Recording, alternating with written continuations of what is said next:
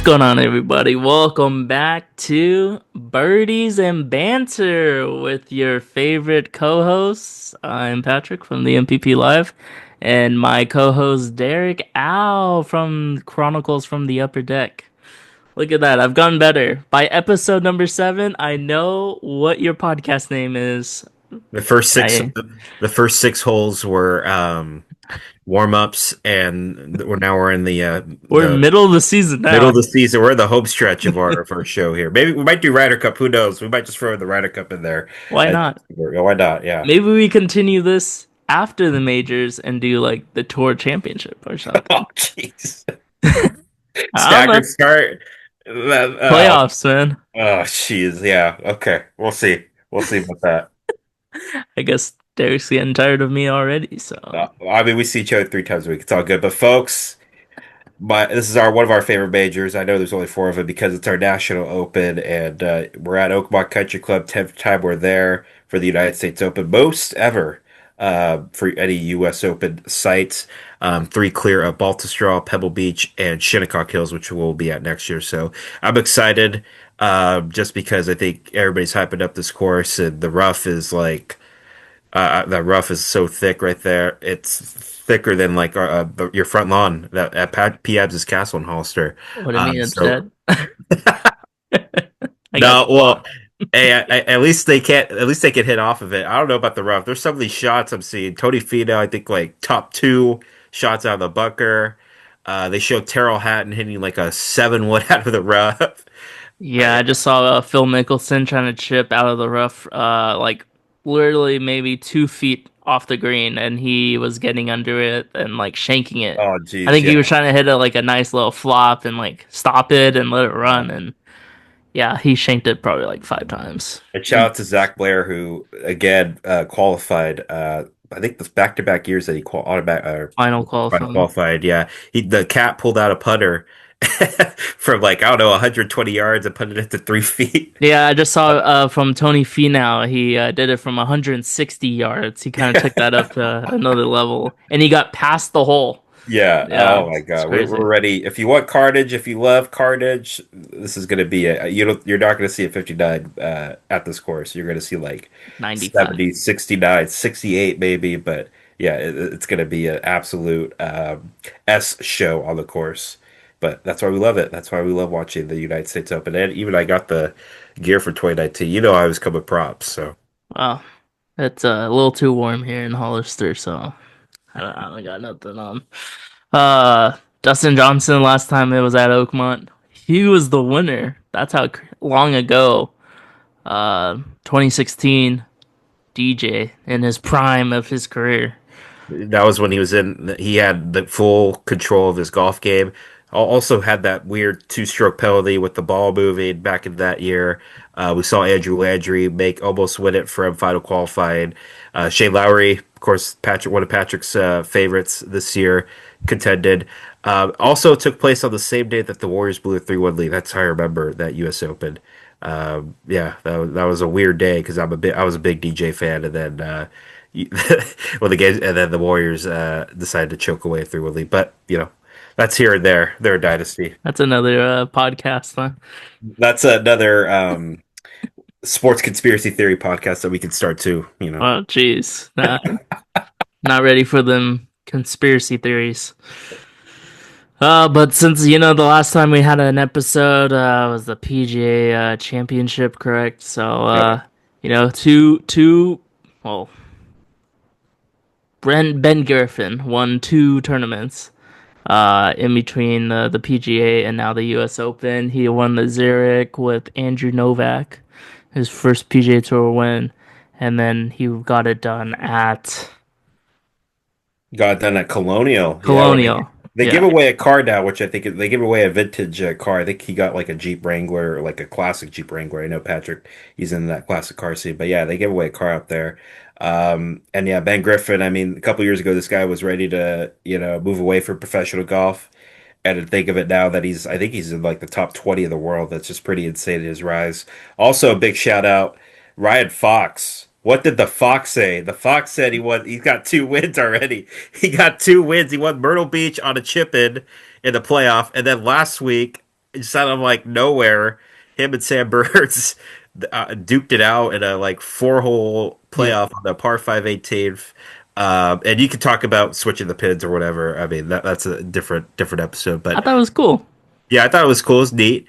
I wish they could have added like 17, 18. Maybe you could have done it that way, but who knows? But yeah, man, Foxy just hit it to like 3 feet, 4 feet on a couple of his approach shots there. So good for him. Guy seems like, he seems like a good, genuine dude. And it's good to see him rise in the world rankings. He's like in the top 25 or 30 as well. With 2 wins on the tour, you're easily going to get into the top 30 at the tour championship. So, Yeah, and then he contended a little bit at the PGA, and then Ben Griffin also was in the mix on the weekend at the PGA. So it's pretty cool to see kind of the veterans of the game and the journeymen of the game just continue to grind it out. And before you know it, I mean, they could be winning a major. We saw that with Larry Nelson back in um, the U.S. Open was held there back in 1983. Angel Cabrera, remember him, 2007, and Tiger missed that, couple of 5 footers down the stretch. So anybody can win here at Oakmont. It's just not Jack Nicklaus, Ben Hogan. You can anybody's. This is anybody's course, really. yeah, I think Oakmont's getting a lot of attention. You know the church pews. That's a signature. Yeah, If it wasn't for the squirrel, that is the logo. They probably could have had the church pew bunkers as their yeah. logo. It's all on all the tour staff's bags this week. But yeah, the rough is getting a lot of attention. They even had the hand lawnmowers out there. That was one video that probably has 5 million views by now. Jeez, Just yeah. these people just going out there and mowing the grass by hand, which is wild. Just That's old. wild. That's old school. They take it. They don't take any prisoners there at Oakmont. But also, what's a fun fact? I forgot. I don't know the highway number or the interstate number. Oh But yeah. the course is divided up by the Pennsylvania Turnpike. So it's kind of cool. You just see the spectators. They had to build a separate bridge to accommodate all these. All the obviously big galleries are going to be there in the Steel City area. But I think that's really cool and neat. I just wonder if a golf ball's ever made it down there. I know one of my errant shots. Patrick seen one of my errant shots. I might hit a windshield. Might kill somebody down there on the interstate. But it's just a cool venue. It don't look like Sweetest Fairways though, which by the way is also divided up by the road right there. But yeah, it's a fun layout. I'm looking forward to it. Patrick's looking forward to it. I know he is as well. Yeah, I watched a lot of YouTube golf, aka Grant Horvat and the Yeah. Bryan Bros, taking on the monster for back-to-back days, and Grant Horvat shot 12 over the first day. So I mean, he's a pretty. I'm pretty sure he's a plus handicap Yeah. golfer. Even the Bryan Bros, Wesley shot 5 over. George shot 6 over, I think. These guys are pretty pretty talented golfers and He was also. big. I'm sorry. Yeah, sorry to interrupt. He was also at a Corn Ferry Tour, right? Grant. He got an exemption or something like Yes, that. he Okay. well he wasn't exempt, but he played as a celebrity. Okay. Yeah. Got it. Yeah. But yeah, it's But cool. anywho, they were getting high numbers. So I could only imagine what you and I would be shooting out there. Um I would say 125 for me. I would say, like, yeah, probably 110, 115. I think we will. I think it's a little easier for the members. I mean, they keep touting, oh, we got the longest par three. What's like 295 yards? Come on, they kind of move it up to a par four for member guests. So I'd say we'll birdie maybe one hole if we're lucky, maybe Full par. par threes, maybe. Oh, yeah, I think the par fives. I think we can par. But yeah, the bunkers. I mean, they're just look fun to play out of. But if you're competing with U.S. Open on the line, I could see somebody fluffing it and going in the rough. We've seen that plenty of times when there's been championship events held there. Yeah, they did say that the members play at the course harder than the U.S. Open. They had to Wow, slow it down for the U.S. Open, supposedly. come The on. greens usually run at 15, and the members are crazy, and they just like playing a hard course all the No. time. I guess that's what the word on the street is. Hey, I hate to disrespect y'all, but if you say that, then how are you gonna get new members to come in when they want to, shoot low scores there? Well, it's Oakmont. You want to be a member at Oakmont. I know you do, but you say, I "Oh, I don't want think to shoot, I don't think you're being a member at Oakmont to shoot 62 every day. I think you're I want just, to shoot a 78 member guest," but they might be sandbagging. We have the access to see their handicaps. But yeah, it's just a phenomenal layout. No trees. There may be a couple spread out on the no first, water either. and no water either, which is really a fun facet that you don't see in most modern golf courses now. Yeah. What else we got? We got amateurs in the field. I know that. We got Yeah, we got what, yeah. 20 amateurs? I 25? believe, yeah, I believe so. Zachary Polo, I believe. I know one of our coworkers calls him the chick. He doesn't say Polo; he says Zachary Chicken. Um, yeah, he's a former NCJ member. He's played in a couple of our events. One thing that's special about this Open is that you can qualify to play. You can be anybody. You can have a different job. Matt Vogt. I mean, this guy was a caddy at Oakmont and then decided to become a dentist. He's a practicing dentist in Indianapolis, where the NBA Finals is at right now, and then qualified in Walla Walla, Washington. He chose that site on purpose because he didn't want to compete with any of like your Ricky Fowler's and Max Homa's. Smart move on that guy, and he's gonna hit the first tee shot tomorrow morning at 3:30 a.m. Eastern. I know we're not gonna. Fortunately, we both have to work tomorrow, so we're not gonna be waking up at Isn't it 3:30 Pacific? PST. Yeah. Yeah, yeah, yeah. Yeah, 6:30 on the East Yeah, Coast yeah. for you East Coast viewers out there. Couple other guys, these are all pros that qualified stories. Alistair Daugherty had a serious car accident. I believe it was last year before the Corn Ferry Tour Championship and suffered some injuries. Did play a lot of golf and then boom qualifies for this. Justin Hicks contended at the 2008 U.S. Open. Patrick and I were drinking some Capri Suns at school in 2008. I think MySpace was still a thing. Facebook was barely becoming a thing. He contended. He's now a teaching pro at his local golf course. So kudos to him.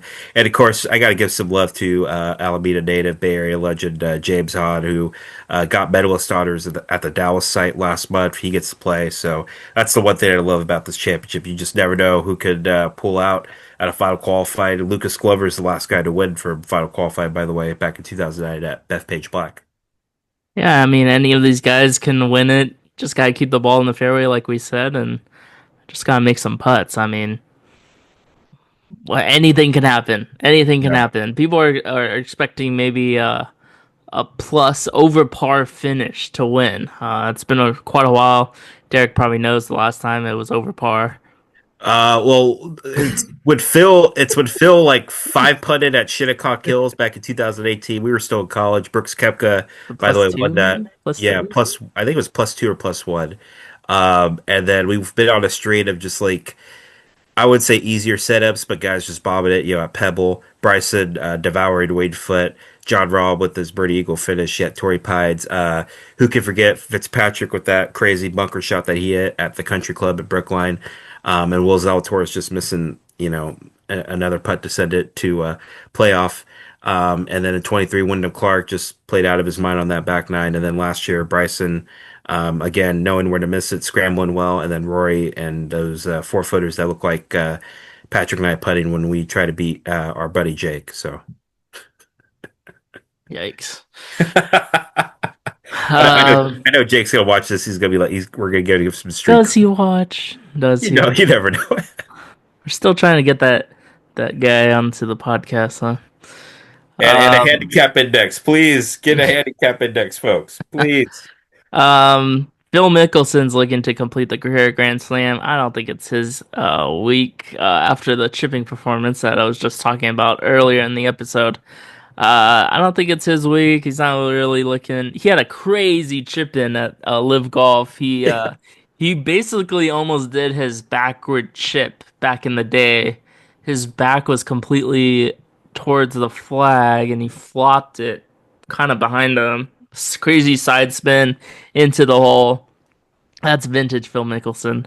Um, Pretty cool to watch. He was pretty pumped about it too. So that was an awesome video. But his game really isn't where I thought it would be this year. I felt like it was okay last year.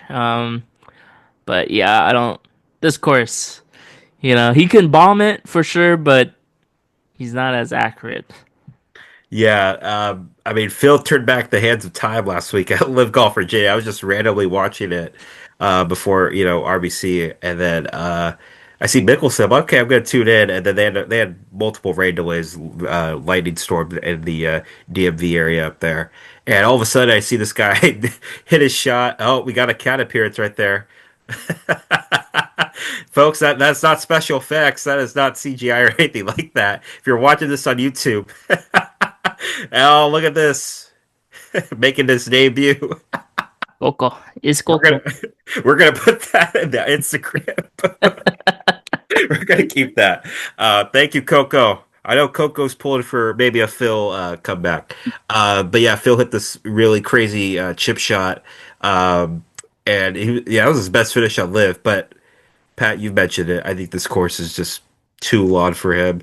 I did put him in my lineup at our work pool, but yeah, it's just too long for him.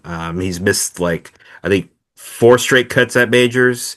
His his last made cut, or excuse me, his last made cut was last year at the Open Championship, but it was a tie for 60th.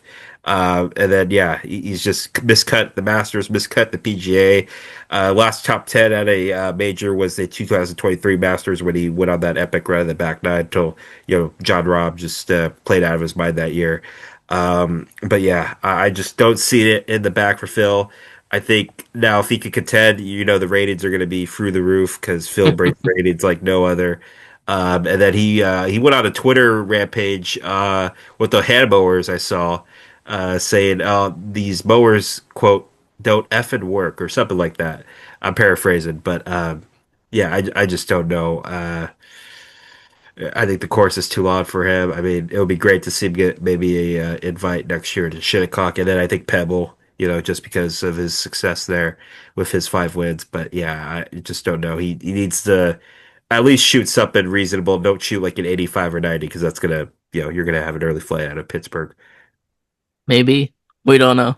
We don't know. That's the beautiful thing about Phil. So he just shows up out of nowhere, and then he contends, and you believe in him, and then he'll just like shoot 80, 90. That's the beautiful thing, and Yeah. the positive thing that he has going for him too is that he's in terrific shape. He keeps himself in shape. That 4 Wellness coffee. I think he has some gummies that he uses too. Good for your eyesight. Good for your eyesight. Yeah. So he still keeps in shape, but yeah, I don't know. I think he's With that part owner of Primo with Grant Horvat. Yeah, so he's expanding the partnership of High Flyers GC, but yeah, it's looking dicey. It all depends on how he plays tomorrow for me to consider him a actual contender. Yeah, with that being said, let's get to our US Open picks here.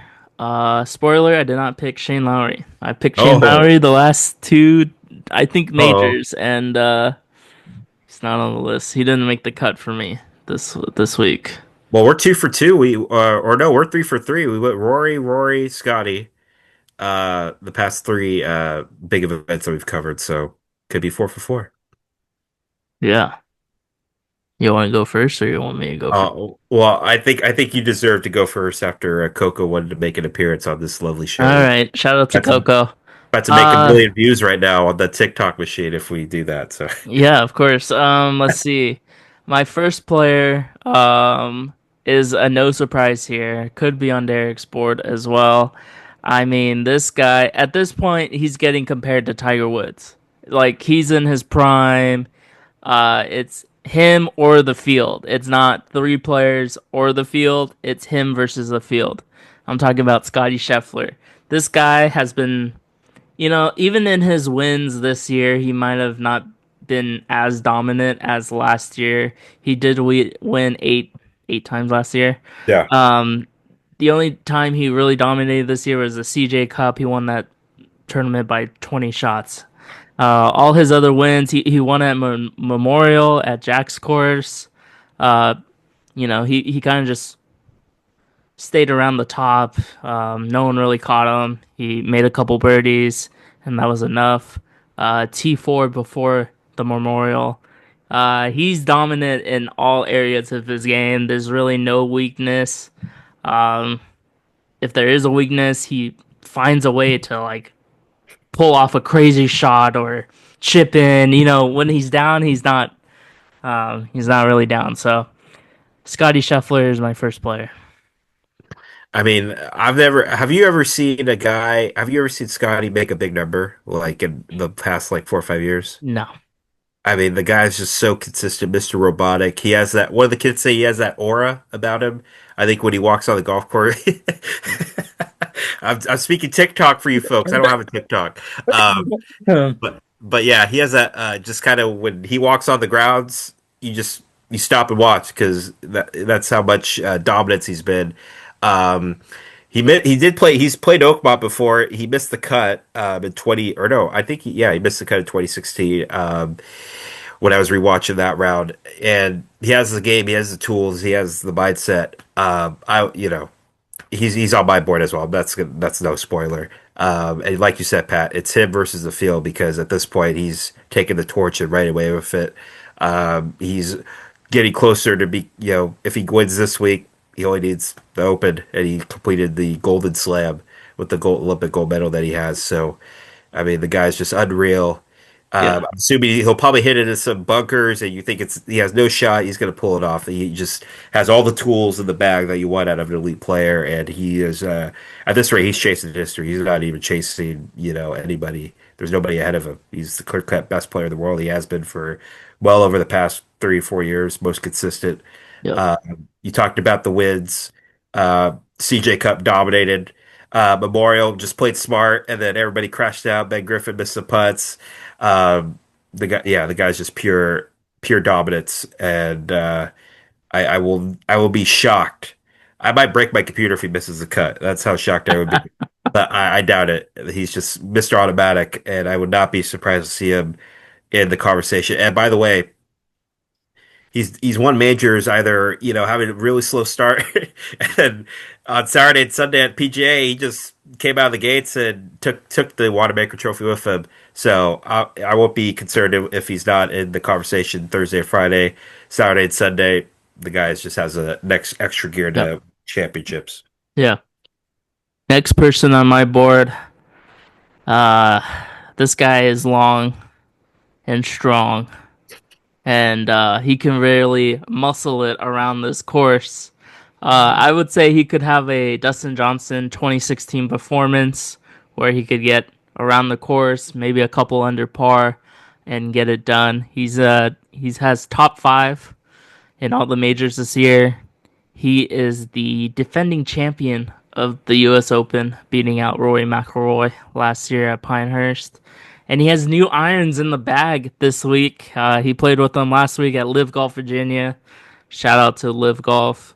Yeah, we'll see what happens this week. I'm going with Bryson DeChambeau as my second player. So you spoke on the YouTube videos. I actually watched the full Bryson YouTube video because I like Which watching one? the Piners, excuse me, the Oakmont one. He played Oh, Oakmont a yeah, couple weeks nice. ago. Yeah, I thought it was cool that I think there were some construction workers that were working on his suite, and they're like, "Yeah!" After he made a birdie putt, I think it was I want to say hole 6 or 7 or 8. yeah, Uh, but just his personality's changed. He's become a lovable character in the game of golf. I think with just embracing the YouTube audience, and we crave it. I know we watch it during our breaks at work. What he's been doing. I stayed away from him only because it's not Winged Foot and it's not Pinehurst because Oakmont's rough is a little thicker than what Wingfoot was, and Wingfoot was just a crazy, that was a crazy year in 2020. Where they basically had to scramble to do a championship back then because it was played in September, and then Oakmont or no, excuse me Pinehurst he found missed it in the right places and just was able to scramble really well there out of the dune bunkers. But this one, I think the rough's just going to eat his club up, and he's just going to have some awkward wedge shots. His wedge play has gotten better over the past year and a half, but yeah, I think he'll be in contention. He'll make some noise, but I think Sunday I'm just a little concerned over his irons, like you mentioned, and just testing him at a major championship like this. It takes some time to get used to, but I just feel like the rough's going to eat up his club, and you're going to see some wayward yeah. shots where he's going to have to scramble from impossible situations. Who you got? Who I got? That's it? Only two players you got? Well, I thought, okay, never mind. I'll go with my Yeah, third guy here. All yeah, right, go for your ready for third guy. this? Yeah, yeah, yeah. All right, we're running out of time here. Okay, This good. last player, he's his last four finishes here, 18, 30th, uh, tied for eighth at the PGA and tied for seventh at the Memorial. His driving percentage, he's in the top 50, not as high, but there's a lot of good players ahead of him. 66% green in regulation, and he's number three on the PGA Tour of strokes gained tee to green. Dun, Can dun, you dun. guess this player, Derek? There's a lot of generic fill in the blank players that have those categories. Russell Headley, Harris English, I Corey, mean, this guy's Captain America.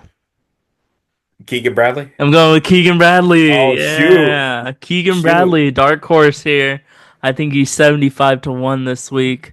Um, Basically just picking up because of the last couple starts there. Tied for eighth, tied for seventh. Maybe a sneaky guy going in the weekend. Hopefully he makes the Yeah. cut, but just hanging around. I probably should have chosen from my majors challenge lineup, but it's too late. It's fine. But Yeah, with KB and not Curtis Betancourt, the real KB or another KB, I should say the real KB, Keegan Bradley. I think us Americans we're worried. American golf fans are just worried about the Ryder Cup, so we don't care how he plays. We just want him to get the Ryder Cup trophy back on American soil. But I know he's determined to make the team. The team he's captain. I know he's determined, and I know his game's gonna start getting into gear. I think what worries me is just, can he drive it past the bunkers? Because there's nowhere to miss. There's nowhere to run on that course unless you hit it on the hospitality tent and get, a free relief or whatever. That's just my concern. If he could just keep it in the fairways, putt really well, and also short game, missing the right spots, just hit it grades. Yeah, I could see him making a run at the U.S. Open trophy. that's it. That's all I got for you. Uh, Okay, so we'll go through these quickly. I got all superstars just because I just, this course is going to be set up here. Colin Morikawa, I know we've been wanting Colin to get off the cold streak, six straight. Started the season with six straight top 20s. He's only had two more after the Masters and then the collapse that he had at Bay Hill, losing to Russell Headley. I just want to see if he can contend at a big championship again. He's accurate. He's accurate like Jim Furyk, Curtis Strange, and Jeff Maggart were here. And he's been putting. His putting is improved. Yeah, also has a new caddy on the bag. No Jonathan Janakovic, who he won his two majors with. So be interested to see him get major number three. And hey, he could go for the career Grand Slam in April at Augusta. Another live golfer I'm going with. I usually don't pick him, but he's been in recent form. His last three major championships starts eighth at the PGA, 14th at the Masters, seventh at the Open. I'm talking about John Rahm. I want to see Robbo just make putts consistently. He imploded after missing like a birdie putt on hole 15 that hit water, water, and more water to close out his PGA championship at Quail Hollow. But he's back. His game is slowly coming back to where it was 2 3 years ago, back and when he won the U.S. Open at 2021. I just feel like if he hits that power fade and just can make fairways and miss the big rough out there, you can see him hoisting another U.S. Open trophy. And I already mentioned Scotty. I mean, I think that Scotty just has to watch out for Bryson, John Rahm. Of course, Rory, we got to throw his name in the mix. Yeah, I was just gonna mention his name. Don't be Yeah, surprised if he misses the cut this week. misses the cut or just finds his game. I think he's a little too concerned with what the media thinks of him and responding. So we gotta get the gangster Rory back. My friend Isaac Flores did pick Akshay Patia. I just don't really see Akshay contending. We just need to see him make a top 20 finish. I think that would be a good start in the right Yeah, direction. top Uh, 10 at most, honestly. yeah, top 10 would be a victory for him, but once again, that putter just, I just get concerned. He's such a talented player, but I think he just needs to find a new method of putting because that belly putter and doing too much reading of the greens will cause you to miss most of those short putts. Yeah, one last thing on Rory. Interesting what he was saying in his press conference that he has no motivation to hit golf balls on the range. Talk about someone Oh, who reached the peak of his career. He won the Grand Slam. You know, he has no motivation anymore. That's just wild to hear after how much or how many times he had chances to win a major before the Masters this year. Just uh just incredible. And he's switching drivers this week. He has the QI10 instead of the QI35. So we'll see Oh, what for happens sure. there. Yeah, Conor McGregor said it best. Yeah, when you become the fat, hungry cat, you're not really motivated to go after your prey. And I think you're starting to see that for Rory. Now, of course, next month we got the Open at his backyard, Royal Rush. That should be all the motivation you need to win on your home soil. But Yep. it's going to be a fun U.S. Open Championship. We're either going to see a domination by Scotty, Bryson, John Rahm, or Rory, or Colin, or we're going to see an underdog come out of nowhere and become a superstar overnight. Yeah, we'll see what happens. Should be a great US Open. And yeah, that's it for our preview. We will have the recap next week. Yeah, should be fun. Hopefully the winning score is over par. Let's It make will it be. interesting, And everyone. happy Father's Day to all the fathers out there. Thank you for your Yes. support. Happy Father's Day to my dad and Patrick. Happy Father's Day to your dad as well. Yes, happy Father's Day. Me and my dad will be watching the US Open on Sunday. So let's go. Let's go, boys.